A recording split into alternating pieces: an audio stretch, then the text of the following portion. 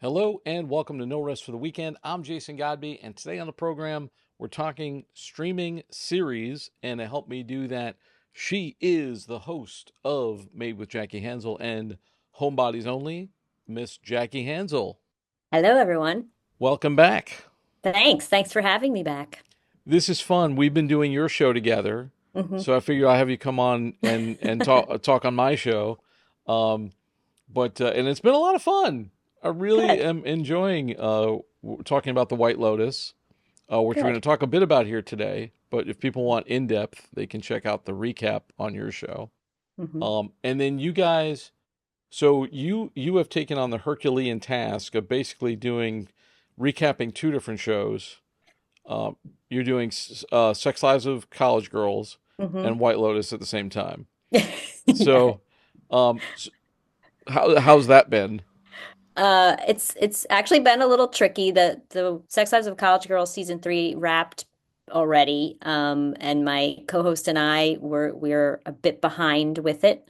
And the White Lotus was coming out, and I was like, well, I really, really want to see this, and I want to talk about it in a timely fashion. So started doing that one as well. I can tell you it's definitely a little hard to juggle the two because of the editing and the after post recording part of it, I guess. So Sex Lives of College Girls has gotten a little bit pushed to the side, but we're still watching it. We're recording. We're halfway through the season. Well, actually, more than half. We just recorded recapping episode six, and I believe there are 10 episodes. So that's where we're at. And we don't jump ahead. I don't like binge watch them all and then talk about them. We go episode by episode. It's an interesting time for streaming, and it's an interesting time for the entertainment industry in general. But we do have some shows I want to talk about. Some of these have been really been in the zeitgeist, and some of them have probably been talked about to death. But first, so you're talking about Sex Lives. You're 6 episodes in. Tell us about the series so far, and should people watch? Should is it worth watching? Talk about it. I think it's definitely worth watching. We started watching it when it first came out, and we did recap the episodes as they came out and published the podcast immediately after. And that's when we basically first started Homebodies Only. It was the second series we did, and it was audio only. So that was back in 2021 when that came out. And we were there from the beginning, and it took off. It was huge. It really had, I feel like, quite a cult following when it first came out. And we were one of really, I think, the few people talking about it. So that was pretty cool. We had a lot of listeners. It was a lot of fun. It is, they call it an American teen comedy drama created by Mindy Kaling and Justin Noble. It follows the lives of four 18-year-old freshman roommates at a fictional college called Essex College in Vermont. It's an Ivy League school. I mean, it says here covering their sexually active lifestyle as they deal with the struggles and hardships of college and adulthood. You'd think from the title that it would be a lot of that, but it really isn't. That is part of it. But the first season, I absolutely loved. It was funny. I thought it was going to be over the top silly with the comedy, and I don't think it was that overdone. I thought it was really funny.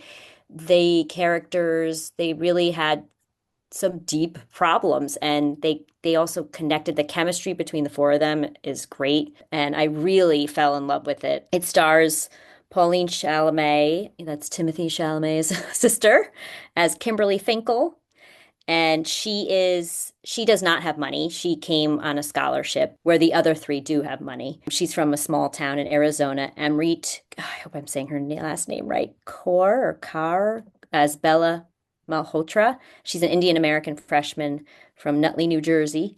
She wants to become a comedy writer, and she is sex positive. That's what she said.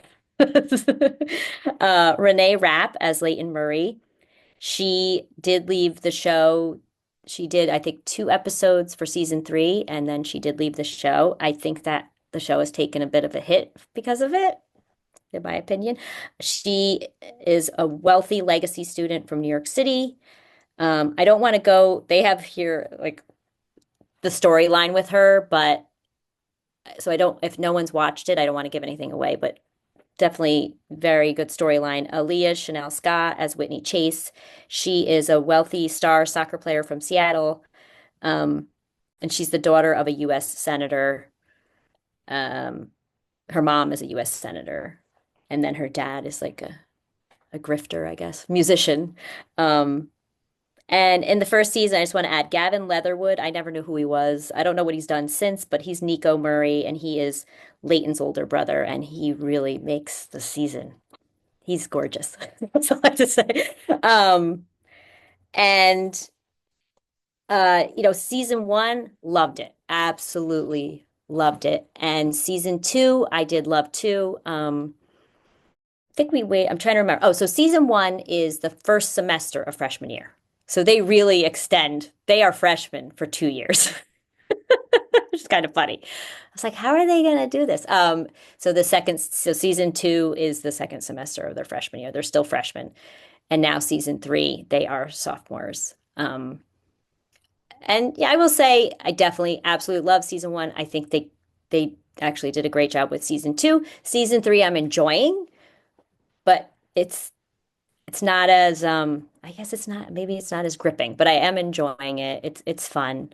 I do love the characters, but it I think it's worth watching. Who is the audience for that show? I That's a don't tough I one. don't feel like it's me, but I could be wrong. I could be I wrong. don't know. When I felt like I'm like, am I too old for this show? But I know other people around my age, late 40s, who actually enjoy it. I do think it is a younger show. I think probably people in their 20s. I don't know if college age people are watching it. I really don't know. Um, but what I loved about it was it really took me back to when I went to college. It really like sparked all these memories. I'm like, oh my God, like just all these memories came flooding back. And even though times are different with social media and all that stuff, still a lot of the stuff is the same. The getting ready to go out and the different, just living on campus. And so I really, really, I think enjoyed that part of it because I don't think I really had thought about college for a long time. So it made me be nostalgic. Yeah, I can see that. I mean, not everybody has that college experience, but like, I don't know. I feel like shows like that definitely tap into something, and Gen Z or like this young generation, I don't think they get a lot of good stuff in terms of great shows to watch, and everybody's just sort of resigned them to all they do is look at TikTok all day or something. But hopefully, there's good material there. And do we want to say what we found out today, just this morning? Yeah, yeah, definitely say what the news is. It got canceled on Max. They're not going to sign for a season four, but supposedly they are looking for a new home. I could definitely see another channel picking this up. Oh, I yeah. could see like maybe it'd go to Netflix or some other streamer. Yeah, you kind of never know. Nothing is safe now. No streaming show like Netflix is like 3 seasons and you're done. That's it. They'll just murder any show in cold blood. But Mhm. yeah, so hopefully if there is fan outcry, maybe it'll happen. So we'll see what people think. So the one show I think is just everywhere right now. I've seen more buzz about this show than I've seen. It's like Seinfeld in the '90s levels of buzz. Is Severance on Apple TV. It's currently season two. I talked about season one. First of all, the premise is insane. It's these people who, in case you haven't seen Severance, it's these people who go to a job and they have an implant inserted into their brains that severs their memory from work and home. And when they go into the elevator, there is a mechanism that's triggered where they sort of leave past their outside person, which they call the outie, and then they become the innie, which just lives on the severed floor. And all of their work is done, and then when they leave, they don't remember anything that they did. You have to get over this bizarre concept because my first thing was like, well, what if somebody's got a dentist appointment? Yeah. what if you got a kid, the kid, Got to pick the kid up. breaks their leg at school or something. So once you get sort of over the hump of this strange premise, it really is good. And the season one has a great cliffhanger at the end. And because of the strikes, we had to wait a really long time to get season two. But now that we have season two, it's shaping up really well. Adam Scott is the lead in it. It's largely directed by Ben Stiller. It's incredibly well put together. Christopher Walken, John Turturro, Patricia Arquette is also in it. Everybody is like stepping up to the plate and hitting home runs. Really solid, amazing cast. And it's also kind of in its own world. First of all, it's always winter there. This is like Canada levels of winter all the time. And all of the cars and things are like late model cars. They're like cars from the 70s, the 60s, the 80s. I haven't seen one new car. And there's also very few people in scenes. There's almost no extras, and I don't know if that was a world building thing, because there's little hints that something happened to the world. There seems to be some sort of food shortage, and this company that everybody works for is called Lumen, and it does seem to have this like sort of Orwellian, corporatocracy kind of thing. It's like part corporation, part cult, but once you get it, you're hooked. It does have this like, hey man, it's coming on Fridays, and it's every episode drops on a Friday. So it's on Apple TV. You can also catch it, I think, through Amazon and through some other apps, Oh, none of which are ethical. Like they're all terrible now, but no ethical consumption under capitalism. But it's a really, really good show if you can catch it. And I'm really interested to see because they've done some interesting things character wise. It is a little frustrating because it does leave some open questions where you're like, wait, what is he and you're just kind of like trying to figure stuff out. And I have a feeling that we're not going to get the answers by the end of the season. This is going to be frustrating. Hopefully, we'll learn more. But really, really good, solid show. And the entire internet is talking about it. and I have never seen it. Yeah, I mean, there are people who have, but because it's an Apple TV show Yeah. and not, but like, there are so many recaps and theories. Like we do White Lotus, which we'll talk about next, where there's a lot of fan theory. Severance is like, there's more theories about Severance than there were about like the Kennedy assassination. Like there's so much buzz and so many things going on the internet. But don't watch any of those if you haven't seen the show. Just No. watch the show. Yeah. So let's talk a little bit about White Lotus. Um, so you were a fan of the first couple of seasons. Yes. Yeah, I watched the first season, I think a bit after it came out because I was watching it, I know in the summer, and I know that show did not come out in the summer. But it was the summer after when it did come out. I had heard a bit about it, and my husband was watching it, and he's like, "You should watch it." And I said, "Okay." I watched the first episode, and I felt like I had a fever the whole time. Like just something about it, like I was uncomfortable. I just felt sweaty. I was like, I don't know if I like this. I think I just also couldn't figure it out exactly because I think I had heard it was a comedy. I was like, this doesn't seem like a comedy. And he just kept saying, stick with it, stick with it. And I really did like it. I've said it on my other show. I loved the wardrobe. I just noticed how, the one couple, their outfits, the colors matched the wallpaper on their room. And I just would look at stuff like that, like, okay, are they wearing those colors on purpose? And I was just very, very intrigued by it. And I did really, really enjoy it. The first season, so the White Lotus is based off of this hotel chain, I guess you would call it. It's like a resort. And the first season is their Maui location. And the second season is their location in Sicily. This is not a spoiler alert. Basically, every season, the first episode starts with we see some sort of dead body. So the first season, and it starts off, it's the end of the trip. And I mean, for that person, but it's the end of they stay at the resort for a week. It's the end of the week. There is a dead body, and then they say 7 days earlier, and then they go into the beginning of the trip. There's carryover from the first season to the second season with Jennifer Coolidge's character, Tanya Quad, I think. it's the last name. So she carries over into the second season. Um, and I watched the second season. I took a little while to watch the second season. I don't know. I was busy. I don't know what it was, but I hate to say I found out Leo Woodall was in it, who was in One Day on Netflix. He's very good. Look, I'm very superficial. And I was like, oh, I have to watch The White Lotus.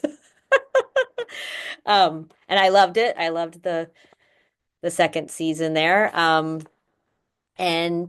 then, found out the third one was coming out. And we talked about, why these people keep there's people dying at these resorts, but the resort is still going strong.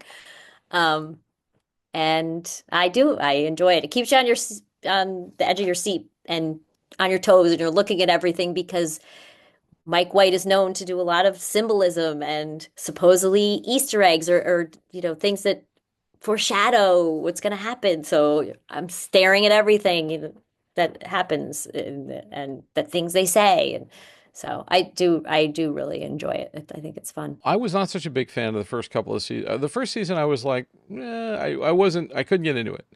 And then the second season, I was like, all right, I'll check. And then I thought the second season was better than the first season. And largely due to Jennifer Coolidge, Mm, just amazing. she's And fantastic. she goes through some crazy stuff in season two.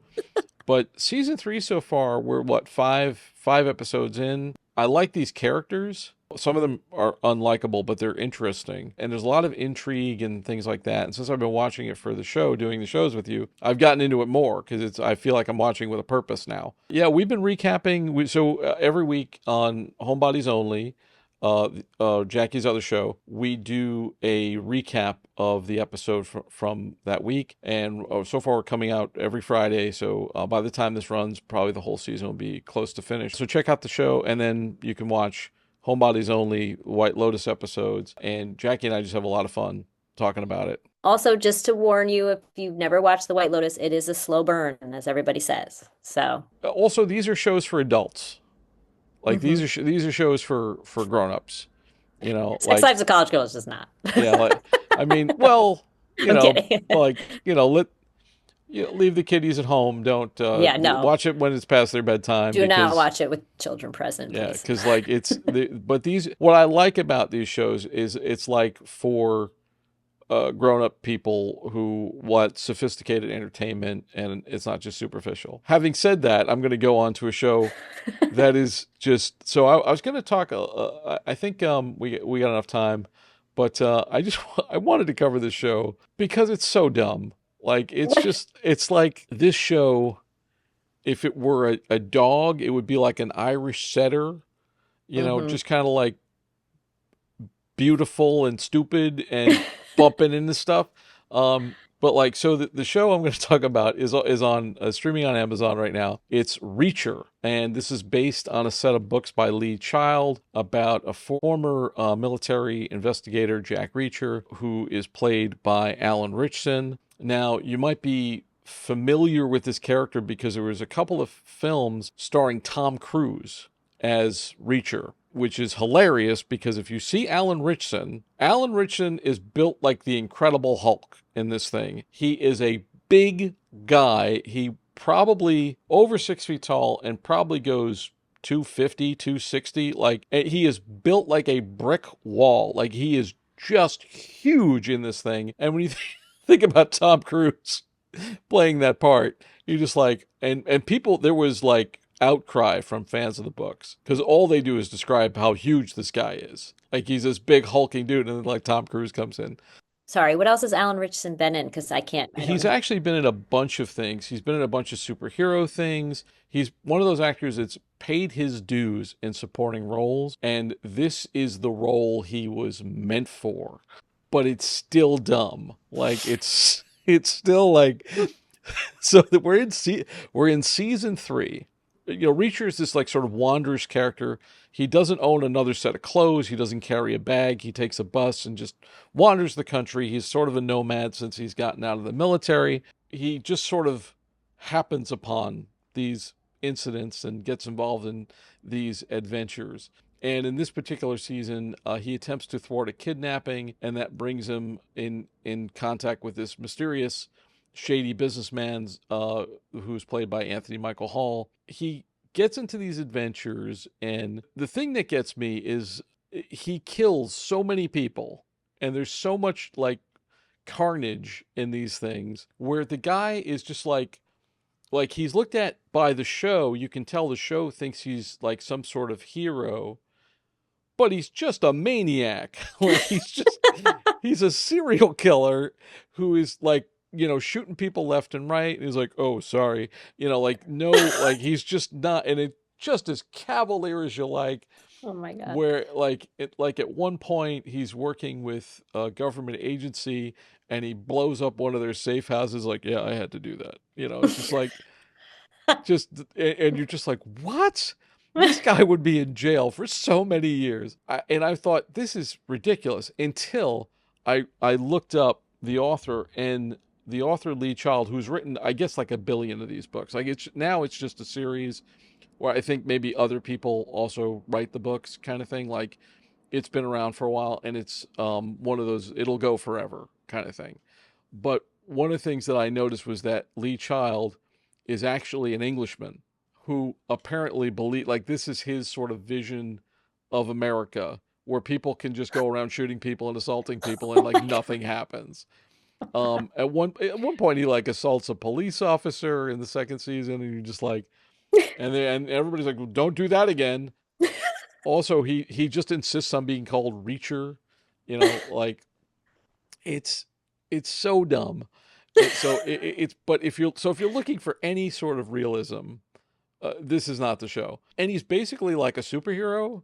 Maybe I'm mistaken. Maybe I didn't see what I think I saw. But at one point, I swear, he just walks up to like a chained fence, grabs the padlock, like the mat, and pulls it off. like like Superman or the Incredible Hulk, just bam, just pulls it right off like it's nothing. Right. And it's like, what does this guy have superpowers? Like, did I miss? Was he bitten by a radioactive rhino or something? Like, what is happening? And they just kind of take it for granted. Also, they they weirdly, in my opinion anyway, they weirdly fetishize this guy's body at least once ever or twice or three times every season. He must strip down to his underwear. And it's not HBO. Well, it's his underwear. It's just like he's got to be naked at some point. And I mean, if I look like him, I wouldn't even own shirts. Right. Right. But at some point, you're just like, why are we doing this thing? like, does he really have to take all of his clothes to swim the channel to get to the other place? Like, he couldn't find a bicycle or something, Right. like it. And the other thing that's crazy is it's wildly successful. Just like it, people love this show, and they love this kid. Fans of the books, and you'll see, like reviews on IMDb, like, "Oh my god, this show is so dumb," or like, Why is this jump in logic? Why are people talking like the dialogue is incredibly tinny? Like it's just like, who talks like this? But I'm going through the third season. I'm like 4 or 5 episodes in, and like you're just like, God, this is dumb. But but it's a total like shut your brain off Yes, kind that's of what I was gonna, thing. that's what I was It's like, thinking. really, did he just kill two drug dealers and leave them in the trunk of a car? Like, can he just do that? Like, Yeah. at one point, I think he killed a guy with like a stapler or something. Like, he just bash a dude's head in with Oh a God. paperweight. Like, just marauding around town, Yeah. wasting fools. You just kind of wonder, like, okay, so by the final season, he goes to jail forever, right? Right. He just he Right. just spends eternity in a Yeah. federal prison because, my God, he has Yeah. committed so many crimes. But yeah, but there it is.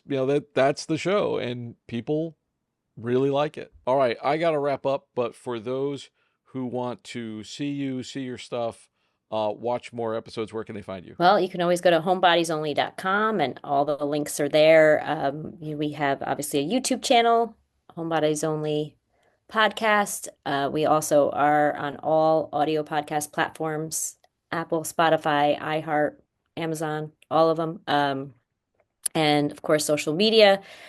Instagram, HomeBodiesOnly_pod, TikTok, HomeBodiesOnly podcast. And I think those are it. And we can also find your other show. We got Made with Jackie Made Hanzl. with Jackie Hanzl, that's on YouTube as well as all audio podcast platforms. I interview people who I consider self-made entrepreneurs, actors, artists, musicians, and we talk about they choose their usually an episode of their favorite show that really inspires them or a favorite movie, and we start off the episode like that, and then get into how they got to where they are. All right, and of course, Jackie's shows and all of our shows are on the BTRP Media Network, btrpmedia.com.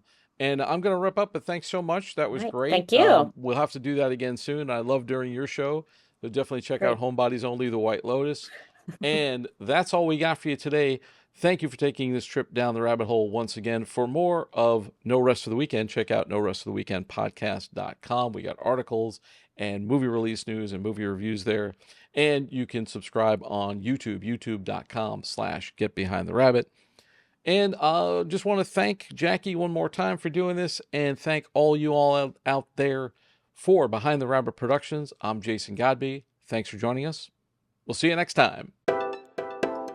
This is the BTRP Media Network.